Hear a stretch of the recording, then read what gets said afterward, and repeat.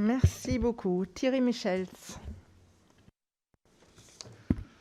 Oui, merci Madame la Présidente, Monsieur le rapporteur, chers collègues, Madame la Présidente, chère Sabine, je tiens à saluer votre rapport d'information qui vient nous apporter un éclairage très pertinent et très technique sur le processus de libération progressive du marché de l'électricité dans l'Union européenne, ainsi que sur les conséquences qui en découlent pour l'opérateur historique EDF face aux mécanismes d'ouverture à la concurrence tels que l'accès régulé à l'énergie nucléaire historique à Rennes.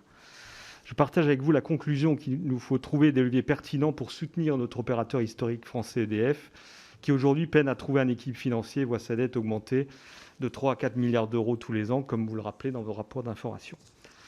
En ce sens, Madame la Présidente, vous proposez une solution qui consisterait en partie à faire évoluer le mécanisme de l'Arenh pour qu'il vienne combler l'écart entre le tarif de référence et le prix de vente obtenu sur les marchés.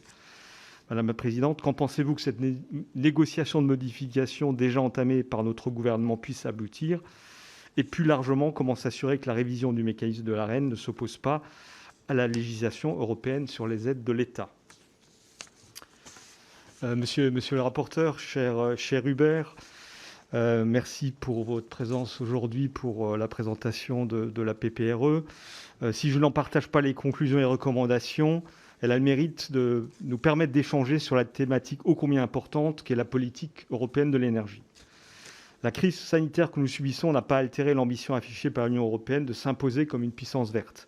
Au contraire, l'UE a fait le choix d'accélérer en décidant une relance économique verte. Plus de 250 milliards d'euros seront mobilisés par le plan de relance européen pour lutter contre le changement climatique, et cela en seulement 3 ans.